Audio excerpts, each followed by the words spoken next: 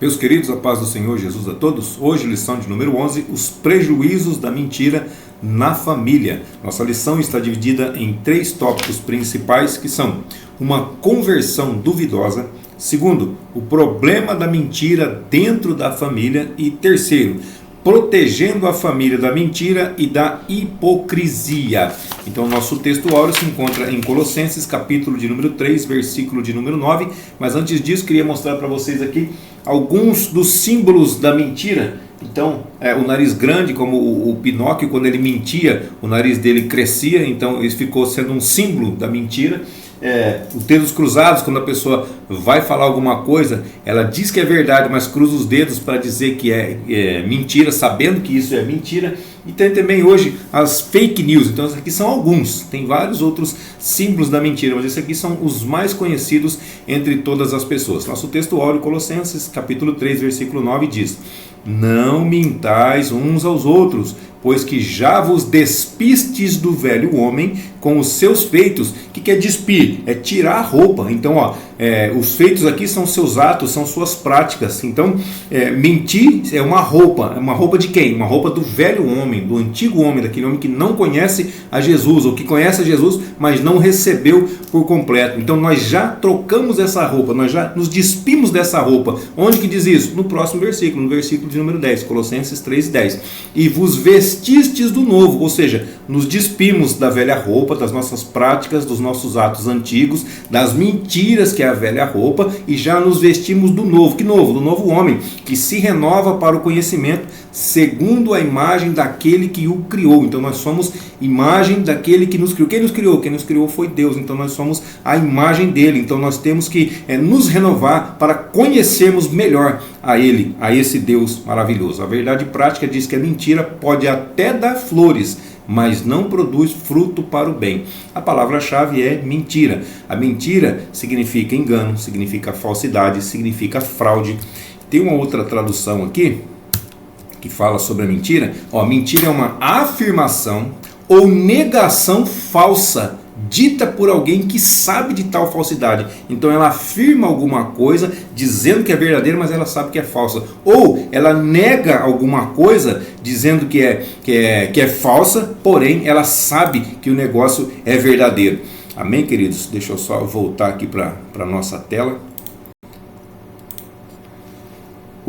Então a lição de hoje vai falar sobre Atos capítulo 5, versículo de 1 a 11, é a nossa leitura, só para contextualizar, porque dentro da lição nós vamos falando alguns desses versículos, então nós não vamos ler. Então esses versículos falam sobre Ananias e Safira. Se você nunca ouviu falar, dá uma lidinha lá, Atos capítulo 5, versículo de 1 a 11, são só 11 versículos aqui, então fica muito fácil. Mas o que aconteceu? Eles viram as pessoas vendendo suas propriedades e depositando dinheiro aos pés dos apóstolos para que os apóstolos distribuíssem segundo a necessidade de cada um. O que aconteceu? Eles sentiram o desejo de fazer a mesma coisa. Porém, olha o problema que aconteceu. Eles venderam a propriedade e mentiram sobre o valor da venda da propriedade. Meu irmão, a propriedade era deles.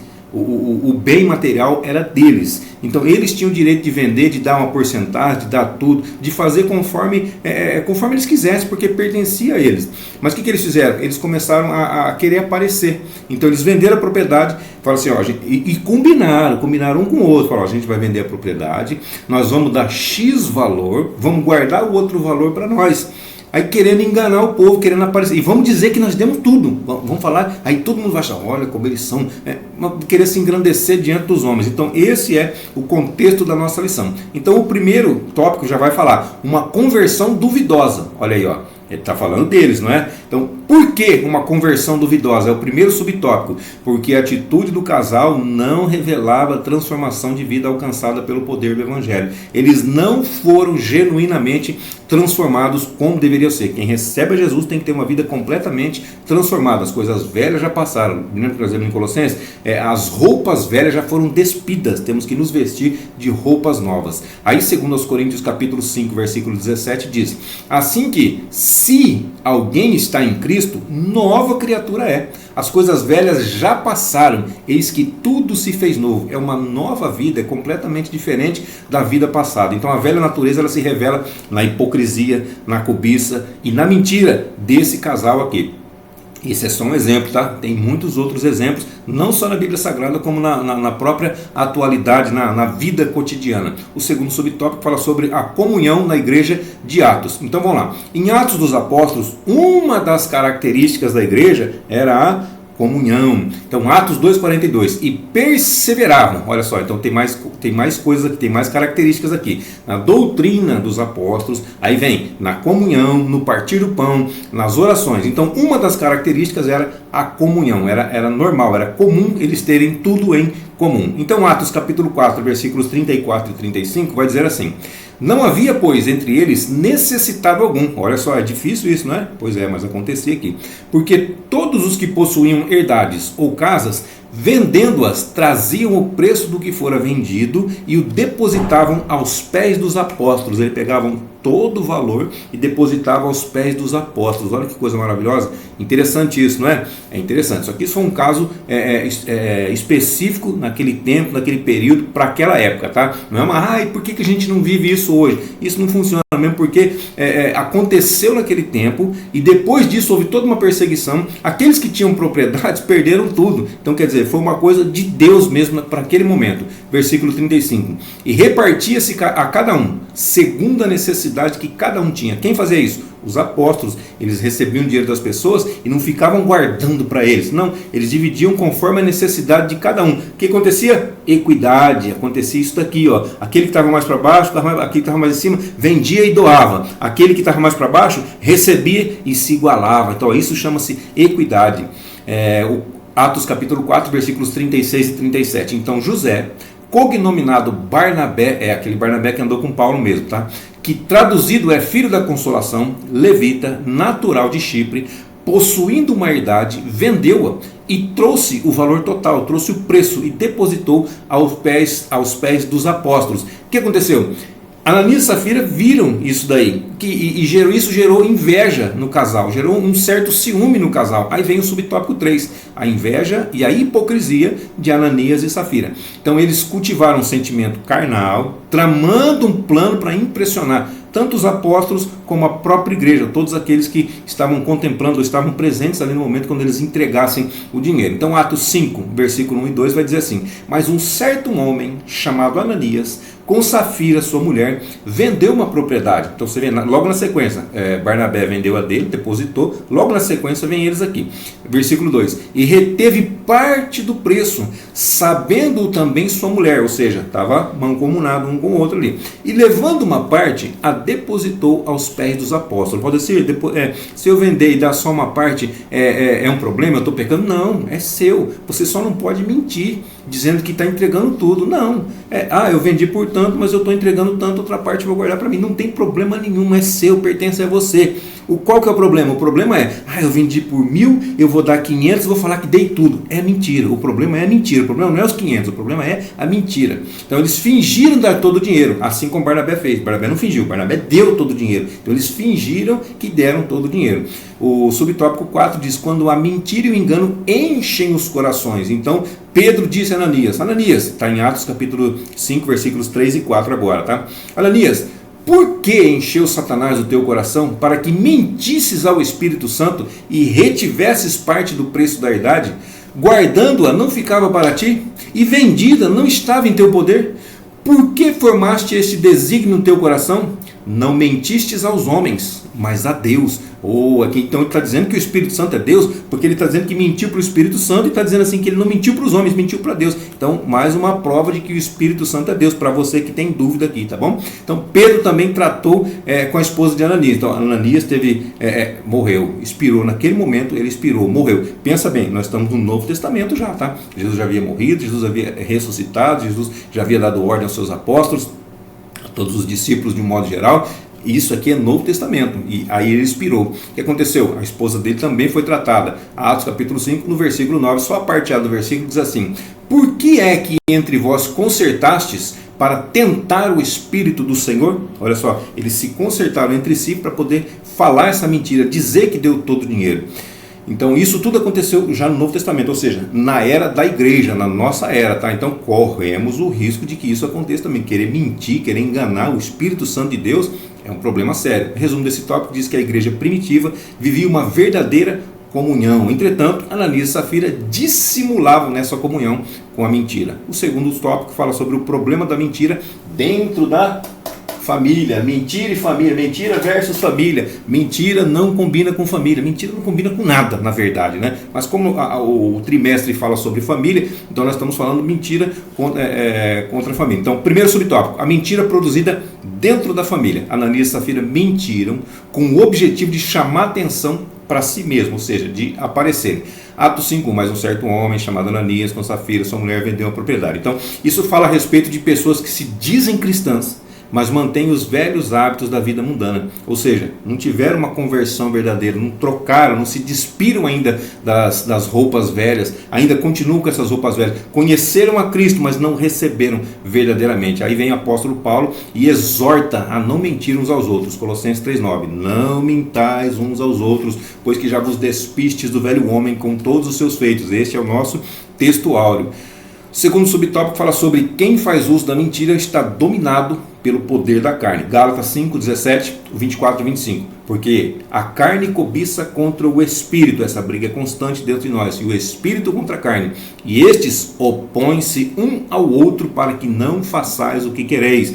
Nós não fazemos o que queremos, porque o espírito ele puxa para as coisas de Deus e a nossa carne puxa para as coisas da terra. O que acontece? Fica uma briga constante. A nossa alma tem que tomar essa decisão. Então, quando nós alimentamos mais o espírito sai vencedor. Quando nós alimentamos mais a carne é quem sai vencedora. Versículo 24. E os que são de Cristo crucificaram a carne com as suas paixões e as suas concupiscências, ou seja, os seus desejos carnais foram crucificados lá na cruz de Cristo.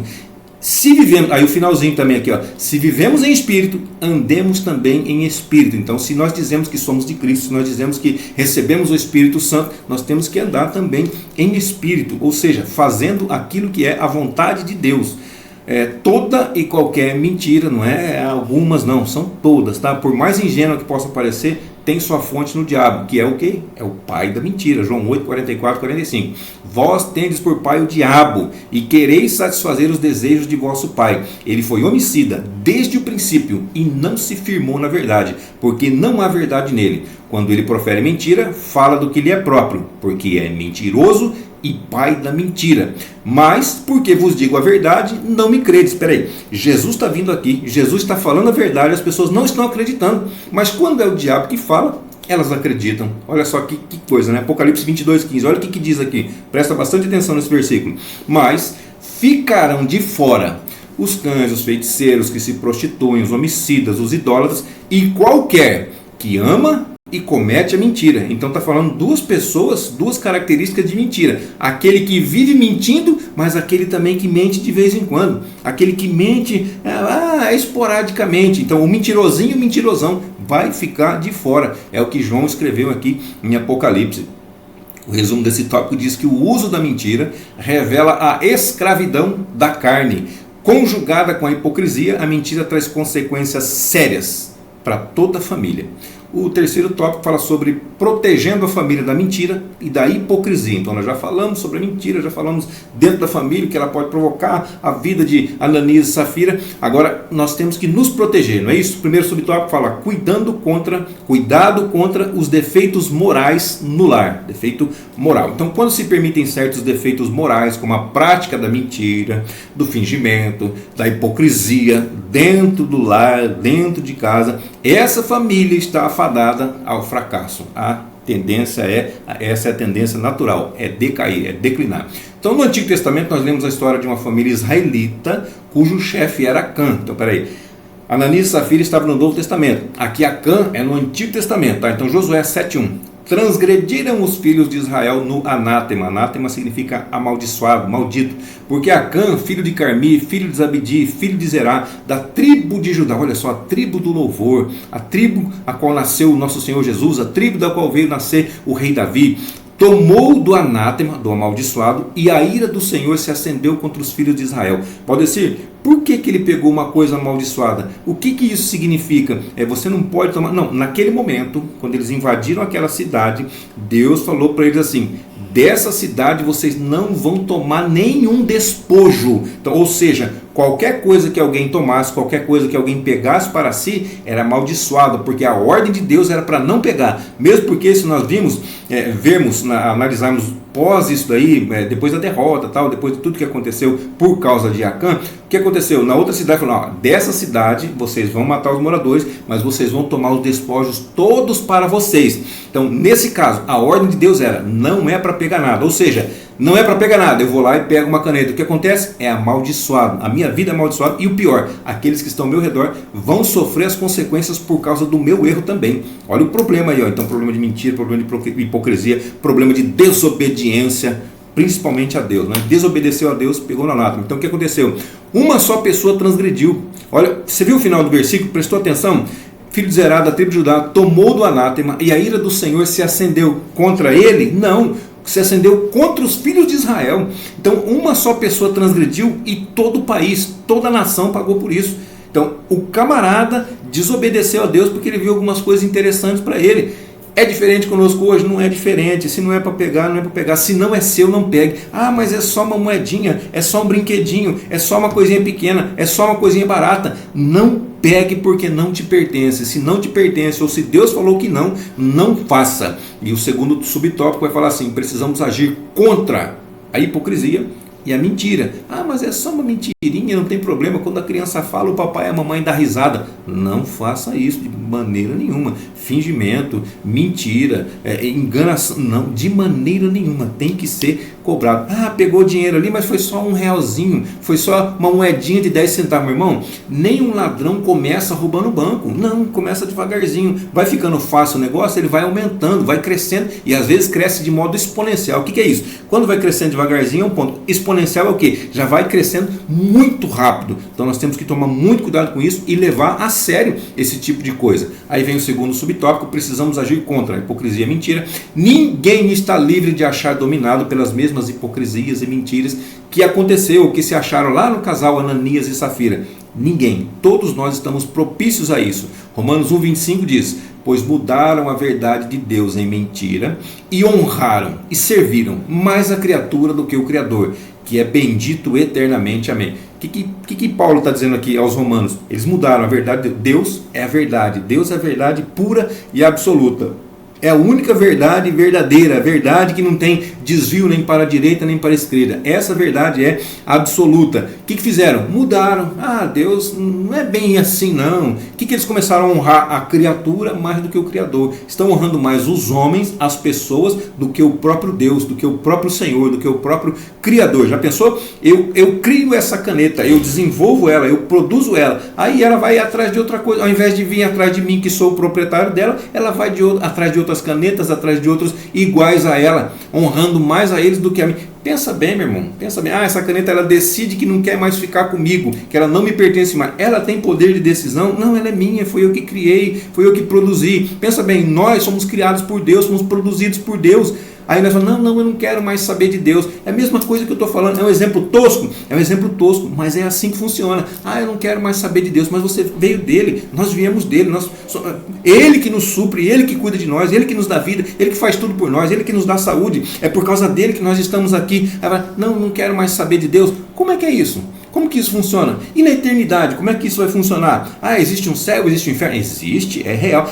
Não existe. Existe. Se você crê, ele existe. Se você não crê, ele existe do mesmo jeito, não vai deixar de existir. E aqueles que não servem a Deus, aqueles que não receberam Jesus, é para lá que eles vão. Infelizmente, eu tenho que te falar essa verdade.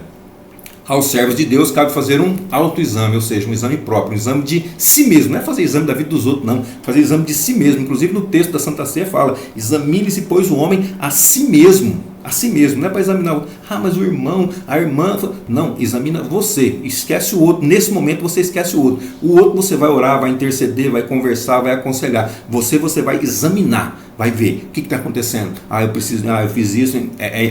Você vai se examinar. Mateus 7, o 3 e o 5 diz assim: e por que reparas tu no argueiro que está no olho do teu irmão e não vês a trave que está no teu olho? Já pensou para imaginar? Na outra tradução diz, por que você repara no cisco? Você presta atenção no cisco que está no olho do teu irmão e esquece que tem uma trave atravessada dentro do teu olho, ou uma trave. Pensa bem, um gol, né? Um gol, pensa bem na trave, no travessão, na trave. Pensa bem, aquilo lá atravessado dentro do seu olho, uma coisa tão grande acontecendo na tua vida e você preocupado com uma coisa tão pequena que está acontecendo na vida do teu irmão. É isso que Jesus está dizendo aqui. Olha o que ele diz ainda no versículo 5. Hipócrita, fingido, mentiroso.